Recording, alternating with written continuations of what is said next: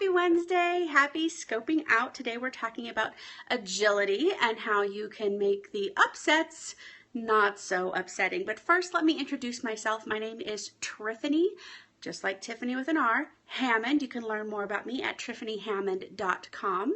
I am a certified professional life coach. I help strong, powerful women who have all the trappings of success add in that peace and happiness, the balance piece that we all need. So I'm so glad you're here. The reason I do these particular scopes is because I want to show you that none of us is immune from this personal work that helps us develop ourselves as human beings and helps us become stronger and better people so that we show up in the world stronger, including the person who develops the tools. So that's why I'm here. I hope you guys are here for some similar reasons, right? It's all about doing your own work, staying in your own lane. My tagline for my first, I used to help trauma and illness recovery clients, and my tagline then was, when you work in your highest good, you work in the highest good. And hello from Kansas, hello from Colorado. And I think there's a lot of truth to that. So when we do our own personal work, that's our role in this dramatic play called the human experience. So let's get started. Agility, what does that even mean? Staying agile to change. We have a tendency to think of it as something that is a physical characteristic, right? Agility, flexibility, ability to run and switch direction quickly. Well, we have an emotional and a mental agility that is possible for us too. And really, in all honesty, that gets tested every single day. If you've been watching these for a while, you know that I've had several weeks in a row where I had technological issues, one right after the other, right after the other. It was kind of crazy. Like, it got to the point, it's just like, I should just take a hike each and every day and avoid the computer, avoid the highways, avoid everything, because nothing is going according to plan.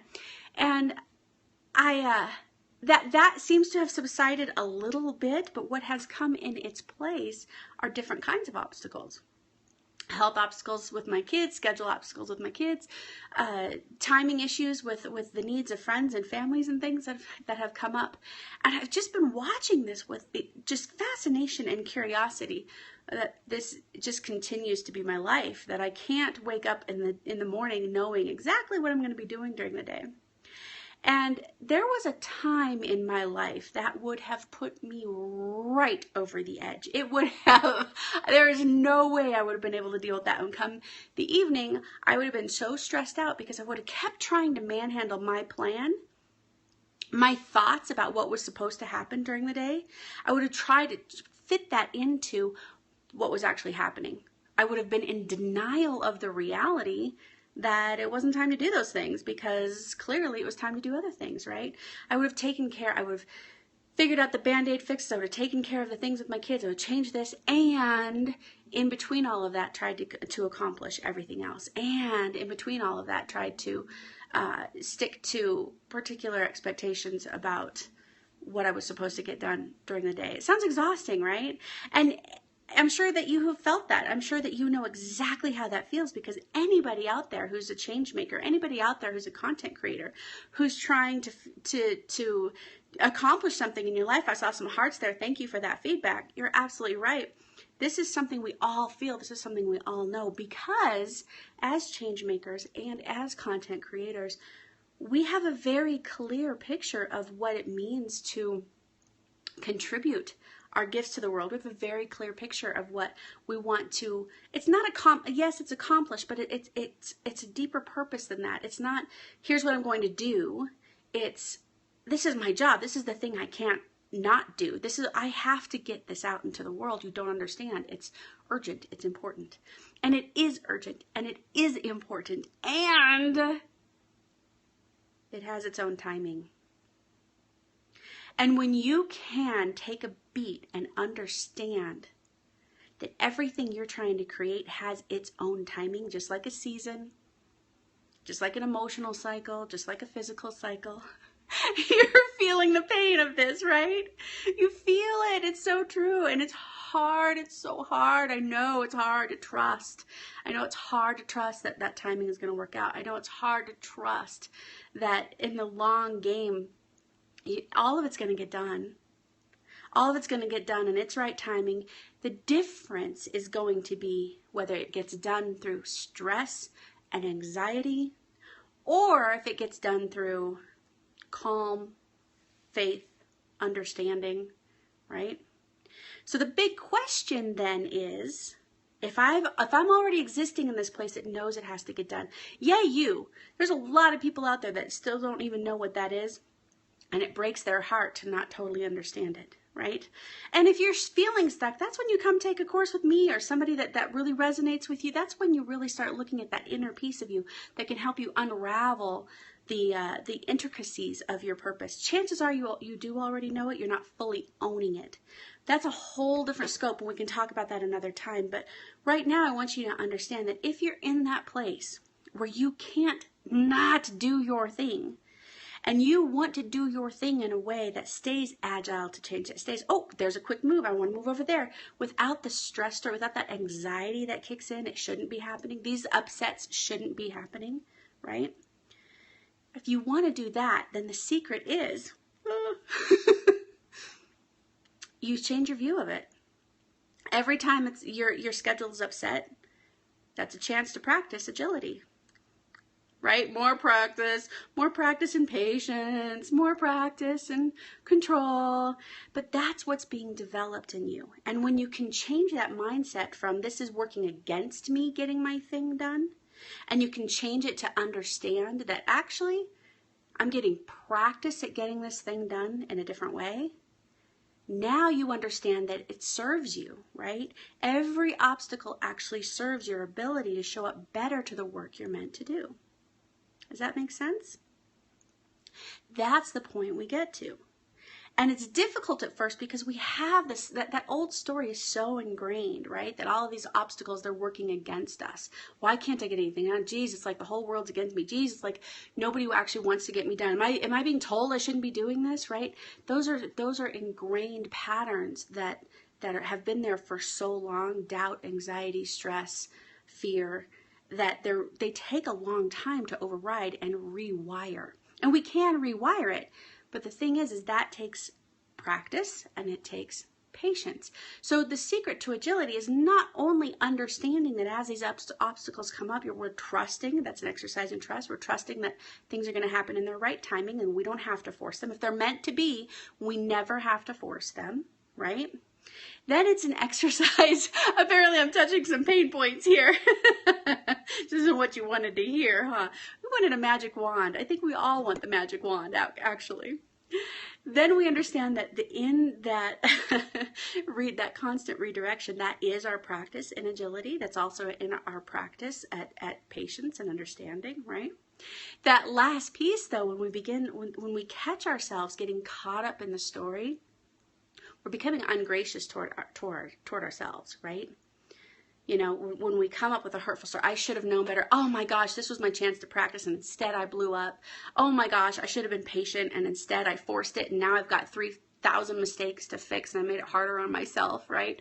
Those kinds of stories that get in your head, those are actually your opportunity to practice grace with yourself and understand you are in the process of rewiring some very hardwired patterns that have existed for a very long time without your consciousness brought to it, right? Grace first, come to grace first. I say it all the time, but that comes with yourself. Good, I'm glad you understand that because you are not the only one doing that. And it's not getting it wrong, right?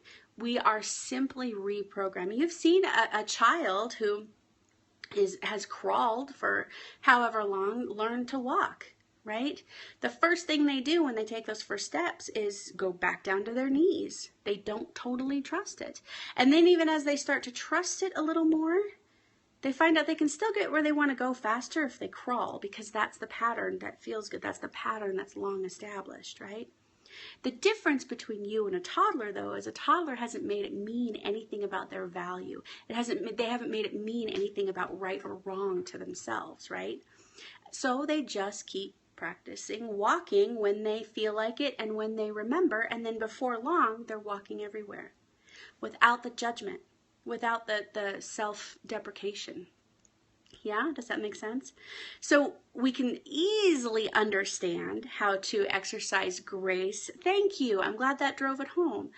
We can easily understand how to exercise grace with a toddler because, well, they're just learning, right? So are you. So are you. And I'm glad that that felt good to you, because we want to treat ourselves with that same kind of grace. We want to treat ourselves with that same level of understanding and compassion that we would treat anybody who's having to rewire any program that they're working on, right? Yours just happens to be, in this particular context, around staying agile to change and being gracious with yourself when you haven't quite got it right, right? So I'm glad that hit home. I'm glad that you feel the truth of that, and perhaps there's some ideas in there that can help you shift that perspective too. I know it's really painful sometimes when it's like, oh geez, this is practice, right? Practice for patience again. How many times can we do that, right? Thing is, it is a constant practice, and that's okay too. We're all doing it. I mean, shoot, I even said that's the reason why I do these scopes, right? Is because we're all doing it, even the person who talks about this stuff. None of us is immune from the human experience. So I've got one more parting tip for you, but before we do that, let's do the calendar of events. Today at 11 a.m., we've got Conscious Transitions office hours. That Conscious Transitions is a home course in grief and growth. If you're going through a divorce, a bankruptcy, going into the job force, coming out of the job force, whatever that looks like for yourself, thank you. I'm so glad this is helpful. Make sure you're joining that Conscious Transitions course, office hours, today at 11 a.m. Tomorrow is the inside scope, and we're going to be talking about the difference between that feeling guided towards something versus kind of what we talked about today, just going, well, that's just a block in my path. And there is a way to feel the difference. This came up a couple scopes ago, so I want to really hone in on it and make it perfectly clear. The inside scope is every third Thursday at 9 a.m. Mountain Time, and I do these to answer your questions that you bring to me. So make sure you're, oh good, I'm glad you're excited about that topic. I think so too. It's subtle, but we need to know it, and the moment we know it, bam, we are empowered to make some incredible changes in our lives with that trust, with that faith, and with that grace. So I really hope you'll join me tomorrow at 9 a.m. And make sure you're sending in your questions. Go to tiffanyhammond.com/the inside scope and send me your question. It can be related to these. It can be related directly to your own life. Either way, it's the way that I'm available to serve those of you who have questions around your personal work. So one last thing before we go. I don't want you to confuse the ability to stay agile to change with a lack of intention. Usually when I start talking about these, people go, well, what am I supposed to do? Just not wake up with a plan? I don't want you to feel like you have to wake up with no plan, no intention. You might have been thinking the same thing. So what then? I just get to float about my life? And that's not what this is about. Of course you set an intention. You set an intention for the end goal, right? You can even sort of set an intention for like a semi-deadline for yourself. What begins to happen though is we feel like if that's my goal, then I must find the path. I must know the path before I can take the path to get there. And very, very often what happens is we don't know that path. How many times have you had some serendipitous thing? You were forced to go to the grocery store to pick up cupcakes that you forgot to bake because you promised this thing and that didn't fit into your plan, but you're there. And you have a conversation with someone who's interested in your products, who they want to buy from you, or you have a conversation with somebody who knows somebody that you need to meet, right? These little things happen all of the time, and then we never would have known to put that on our plan. And yet, when we allow ourselves to be guided, we end up exactly where we're supposed to be. So set the intention for the end goal. Don't get married to the steps that you think are going to get you there. Very often, most often, the more we surrender, the more we trust, the more we have these little, I call them miracle moments, these little mini miracles happen. You're like, I never would have known. I never would have done that on purpose. And yet here is the exact same thing I need. I had that with a Comcast call. I told you technology was a problem. Called customer service Comcast and ended up talking to a kid who's interested in my course, my Fail to Win course. So these things can happen in any way. Stay open and stay joyful and stay curious, and people will want to approach you. They will want to help you. They will want to introduce you and expand your sphere of influence. These things happen when you stay agile and you stay gracious and you stay kind. First with yourself. That way, that's the way you show up in the world. I saw some hearts. I'm glad that's making sense. I want you guys to give yourself a great big hug from me. I've heard from a lot of people right now that I'm not the only one going through this. Yeah, there are a lot of obstacles coming up for a lot of people at the same time. So make sure you're being gracious with yourself. Make sure you're being gracious with each other. And make sure that whatever it is you're creating, you're trusting that long game. You're giving yourself lots of space to let it happen and to rewire these programs. It will serve you in the long run, I promise. So thank you so much for being here. Remember to subscribe. Remember to send me your questions for the Inside Scope. And I'll see you next week here on Scoping Out at 8:30 a.m. Mountain Time. Goodbye, everybody. Take care of you.